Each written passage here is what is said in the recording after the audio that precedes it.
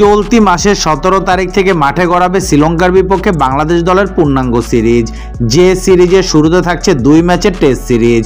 আর সেই সিরিজ খেলতে বৃহস্পতিবার প্রথমবার বাংলাদেশের স্কোয়াডের 10 জন শ্রীলঙ্কায় গেছেন। এরপর শুক্রবার দুপুরে রওনা হন দলের বাকি ক্রিকেটার এবং কোচিং স্টাফের সদস্যরা। বিকেলে শ্রীলঙ্কায় পৌঁছান নাজমুল হোসেন শান্ত, মেহেদী হাসান মিরাজরা। দেশ ছাড়ার আগে শেষ কয়েকদিন অনুশীলন ক্যাম্প করেছে দল।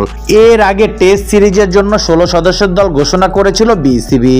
ইনজুরি কাটিয়ে প্রায় 2 বছর পর দলে ফিরেছে এবাদত হোসেন। এছাড়া অধিনায়ক হিসেবে যথারীতি রয়েছে নাজমুল হোসেন শান্ত।